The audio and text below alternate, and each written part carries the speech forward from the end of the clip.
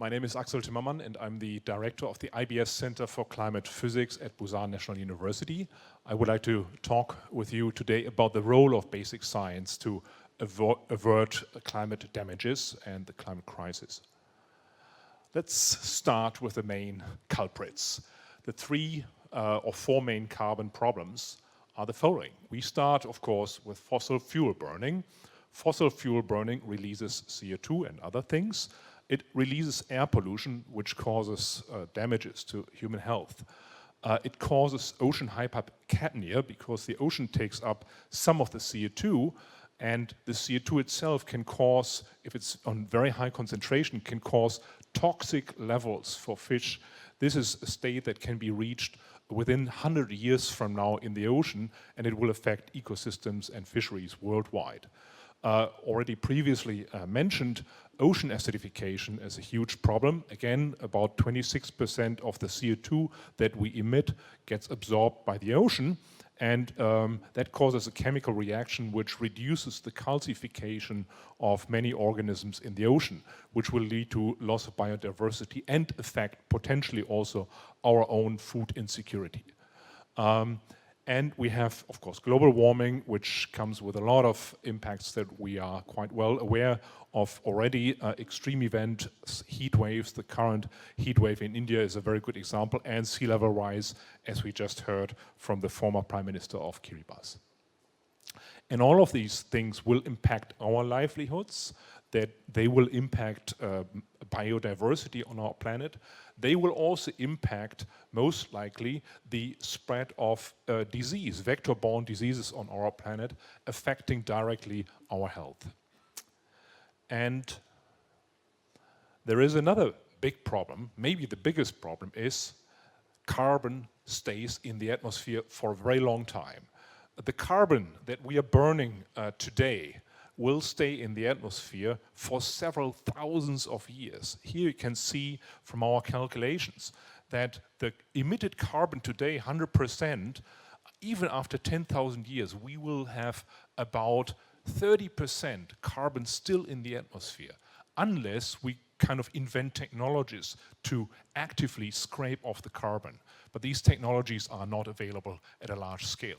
So CO2 just stays in the atmosphere for future generations. This is the carbon legacy problem, and it's very, very important because it does not only affect our children, but it affects future generations.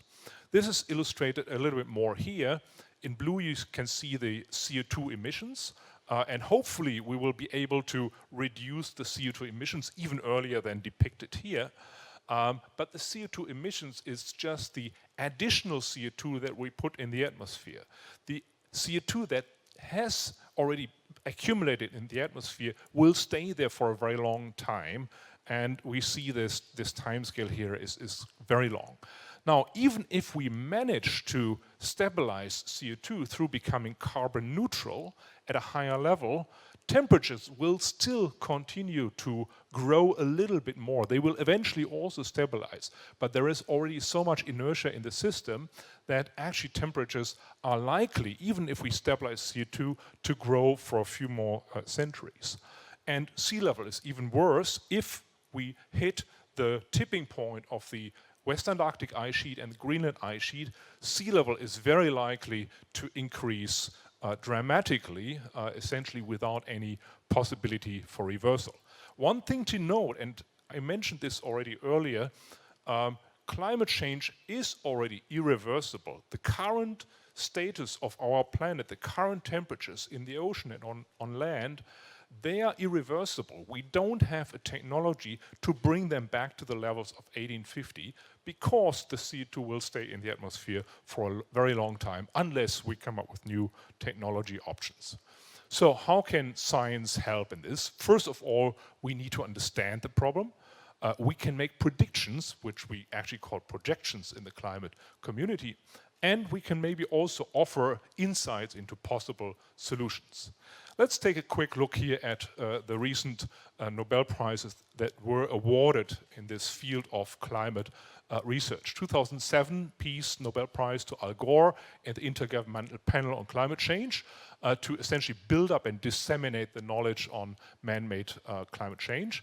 Then 2018, William Nordhaus in economics, because he was the first to talk about carbon economies. He put a dollar amount on carbon, which is very, very important. It brought the economics community again into this important discussion.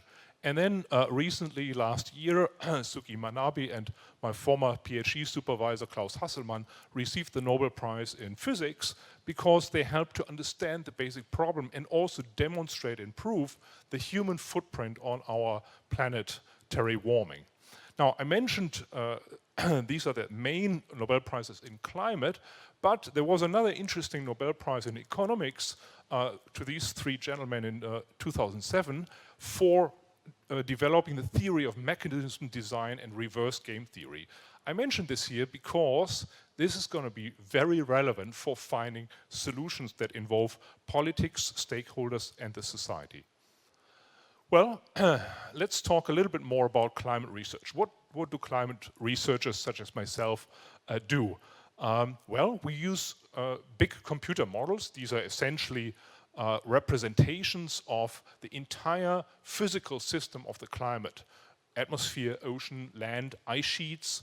We solve a very complex set of equations, but these equations are so complicated that we have to program them on computers. About 1 million lines of code is a typical climate model. And then we put this computer code into a supercomputer, and we can figure out what the climate system would look like in 20 years, 50 years, 130, 100 or 1,000 years from now. Well, we have been lucky that we were able to purchase one of these fastest supercomputers for climate research here in South Korea. It is the computer Aleph, which can do 1.5 quadrillion calculations per second. And this computer allows our center to conduct simulations of the future climate system at the highest possible resolution, so we can get an accurate view in the changes and the probability distribution of changes on our planet, not only for temperature, but also for sea level, for ocean acidification, for many variables of societal interest. Okay, so in our center, we are building essentially the next generation of Earth system models by embarking on the new frontier of high spatial resolution and including more Earth system components, and such as the ice sheets in Antarctica and Greenland. Well, how do these projections look like? This is also taken from our computer model simulations. Very high resolution, one of the highest resolution global warming simulations ever conducted on a supercomputer. And you can see on the left, if we don't cut down CO2 emissions, business as usual, our planet will warm up a lot. We know that the oceans don't warm up as much because they absorb some of the heat, which contributes to the sea level rise. But over Korea, we would be expecting average warming of about 4 degrees. Well, if we don't stop this, if we continue the same business as usual to 2150, then our planet would be very, very different from our current state. 8-degree mean warming over Korea, more than 50-degree warming over the Arctic Ocean. This will be devastating for life, for livelihoods and ecosystems. Well, I hope we can avoid this, of course. This is another view on precipitation. Without cutting down CO2 emissions, the Mediterranean area, Spain and so on, will experience a drop in precipitation by 25%. This is enormous. This is like a mega drought hitting the Mediterranean area. And even worse, into the future, if CO2 concentrations continue to rise 40%, this would be a major blow to water resource management and actually survival in many areas. Well, I mentioned the two ice sheets, Antarctic ice sheet and Greenland ice sheet. It turns out, and these are simulations conducted by one of our PhD students, looking just at the contribution of these ice sheets to global sea level rise, these are different scenarios. This is a scenario where the CO2 is heavily, where our emissions are heavily curbed, where we cut down CO2 emissions. We can manage to stabilize sea level. But this only works if we keep our global mean temperature below 1.8 degrees Celsius. Everything above will cause this irreversible loss of sea level and ice sheet, irreversible increase of sea level and loss of ice sheets. So then, of course, we have thermal expansion itself, 50 centimeter by 2100 for a scenario where we don't cut down CO2 emissions, the ice sheets double this whole thing. And then into the future, 2150, we're talking about 2.5 meter sea level rise. This is a lot. It does not look much in this scale, but as you know, many countries are low-lying countries. 2.5 meters can translate into hundreds of kilometers of inundation for countries such as Bangladesh, for instance, and the low-lying islands, as we just heard. Well, we also need to take a look at biogeochemistry. And our CO2 emissions, they are partly taken up by the ocean, which is some way good news because it reduces a little bit the effect on our temperatures, but this causes a chemical reaction in the ocean which is changing life on our planet. 24% have already been taken up by the oceans, and that causes what we know as ocean acidification. Well, let's take a look at this chemical reaction a little bit more. Here you're seeing corals, oysters, pteropods, some sea snails. They're all made out of certain forms of calcium carbonate. It's beautiful. This is life. They protect themselves from the environment. And the reaction is one of the most beautiful and simple reactions in chemistry. Calcium ions collaborate with carbonate ions to form this beautiful shell made out of calcium carbonate. Now, we blast CO2 into the atmosphere. That gets taken up by the water in the ocean.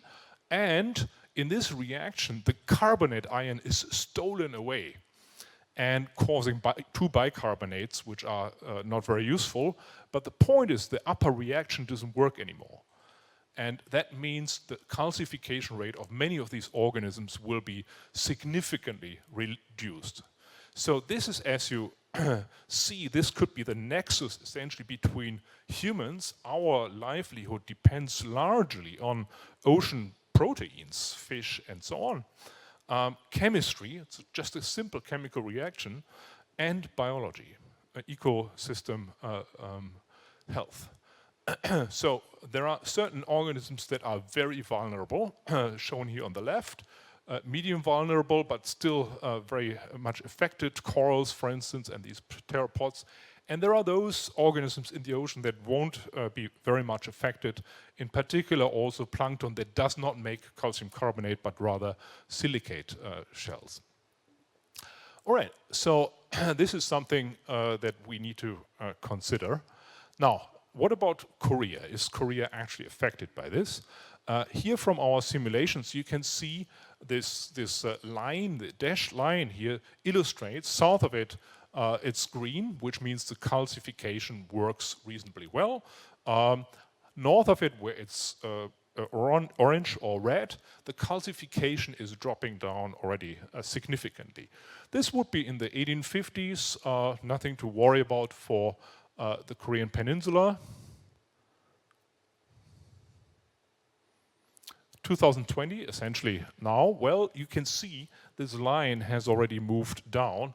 And then 2100, if we don't cut down our CO2 emissions drastically, we will see this line that separates reasonable calcification from essentially strongly reduced calcification has moved south of Korea. This will affect Hanyos in Jeju. This will affect ocean farming, marine farming, and fisheries. A lot of other things, even the protection of coastal infrastructures. This is something we have to avoid, and Korea is a marine nation. This is definitely something everybody should be concerned about, and also the ministry should really investigate this issue much more. Adaptation. is important. Of course, we need to mitigate, we need to cut down CO2 emissions, but there is already climate damage happening. So we need to figure out how can we use climate science to plan ahead in order to avoid strong damages and reduce costs. And for this, we ran computer model simulations on our supercomputer to look at the probability distribution of rainfall, temperature, and a lot of other variables. I'm just showing these two here for Busan on the right, for Seoul on the left. And what you can see is the annual mean temperature, if we don't cut down CO2 emissions drastically, will increase by about, up to 5 degrees here. And on the right-hand side, Busan is very similar. In both cases, you see also precipitation will increase for sure. This is just looking at the mean climate change. We're not looking at extreme events yet. And all of these things already will have an impact. It will be more hotter, more humid, which increases the likelihood also for some of the mosquitoes that carry vector-borne diseases to thrive in South Korea. Flooding, typhoons, fires, outdoor labor, heat waves is a big issue. Agriculture. Well, we can also look not only at the mean, the annual mean, but we can also check how do extremes change. And what is shown here in the upper panel is the probability to reach, or the kind of number of days per year to reach a certain temperature, daily maximum temperature. In blue, it's for normal conditions, essentially for present day conditions. But if we don't cut down CO2, the red is going to be what we are getting. And you can see, of course, we will have many more heat waves, many more days above 40 degrees Celsius, as you can see. This is the rise, essentially, of heat waves. And eventually, it looks like heat waves, defined as a heat wave nowadays, would become the normal summer temperature in Seoul. The average normal day in Seoul in 2100, so in about less than 80 years, is going to be a heat wave. So precipitation, we can also see that this is a different scale. Going into the future without CO2 reduction, there is an amplification of this extreme rainfall, about 100 millimeters per day, which is a massive downpour, by a factor of 5. We are increasing these extreme events. And this will have also large-scale impacts on many of these fields. Well, we can also ask a climate model, if we plan to cut down CO2 emissions, what technology would be useful? Should we go solar? Should we go wind? For that, we want to know what do wind patterns and sunshine patterns look like in the future. We run our climate model, and we can see, fortunately for Korea, the sunshine hours per day actually go up. This is good news for photovoltaics. Actually, it's quite a lot. It goes up by 1 hour, almost 1 hour per day, which is quite a lot. Large percentage. For winds, of course, over the ocean, actually, the wind speed decreases, so we need to plan offshore wind farms accordingly. But very close to the land, actually, the wind speed also increases.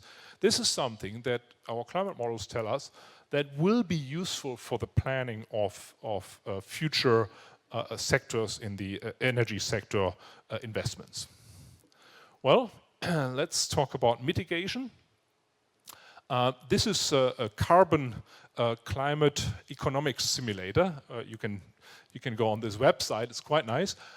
And what is shown here is that if you don't do anything, if we just continue a business as usual, our planet will warm up by 3.6 degrees. So there are these sliders. Once you put the carbon price up, William Nordhaus Nobel Prize, you can see, well, because carbon is expensive, people will go to more alternative energy resources. With this one, we can drop down the temperature to just 2.6. Still far away from Paris, even 2 degrees. Well, what else should we do? Of course, carbon price goes up, renewables. We can cut down methane and other greenhouse gases. It's actually quite useful. And we can reduce global forestation. By the way, this is for the globe. This is not only for Korea. If we combine this, we can get very close to the more conservative Paris Agreement target. Then, if we do a little bit more, if we start to regrow our forests globally, if we become more efficient in electrification, energy in buildings, and transportation, all of these things finally combine. It's a difficult task to bring us just close to 1.6. With this one, we would be able to prevent an irreversible loss of the West Antarctic ice sheet. However, as you see, these are all things that need to be done. There is not a single bullet. We need to invest in a portfolio of actions. That's very important. Well, just one example here. What you can do as a government, there is a new government, is, well, think about, you want people to go to more, buy more electric cars because they're emitting less CO2. Well, what you can do is you can say, well, we have a tax, extra tax on every new car that has a fossil combustion engine, 5 million won. Well, that's a lot. People will say, oh, maybe I shouldn't buy it, it's too expensive. Instead, you can say, well, the 5 million won goes into tax deduction if you decide to buy an electric car. That's good. Well, that's a nice incentive. The remaining 1 million goes into building new charging stations. And over time, and maybe together with a premium, scrapping premium of old cars, can lead to a very quick transition in the system. So combining these tax dividend ideas is useful. Here is another one. Essentially, if you put a good carbon price, put high tax on products that are very intensive in carbon, put this money into a fund, disperse the fund as a dividend to everyone later on in the year, and a little bit goes back into the investment, well, then these households can decide, are we going to buy expensive stuff, or are we going to buy stuff, electricity, for instance, that is generated in a clean way without the carbon price attached to it. And over time, these tax dividend systems will also lead to essentially a change in the economic behavior of households. Well, very quickly, I'm running out of time. Korea wants to become carbon neutral by 2050. This is challenging. This is not a little walk in the park, so we need to get active. These are just some ideas I put up here. Put a price on carbon is number one, put a high price on carbon, introduce carbon tax dividend systems, divest from fossil fuels, regulate Bitcoin mining is very CO2 intensive, and so on and so forth. I hope that this idea list here can be pursued by different government entities. But the most important thing, and I will close here, is that we have to change our own behavior. So without all the government things won't lead us into carbon neutrality. Our behavior, we need to sacrifice some of our conveniences. And these are just some ideas what you can do in order to personally contribute to becoming carbon neutral. And if you don't do it, maybe your children and grandchildren will remind you, because it's their world that we are messing up. Well, with that, I think currently we are in a world where it looks very much like the current commitments. COP26 is not sufficient to get us to carbon neutrality early enough. With COP26 implemented as it is, we would be losing the West Antarctic ice sheet and will have irreversible sea level rise. Well, we can go into carbon neutrality, but it requires a combination of technologies working together with governments, implementing tax dividend systems, as well as our very own behavior, and that's the most important part. Well, with that, thank you for your attention.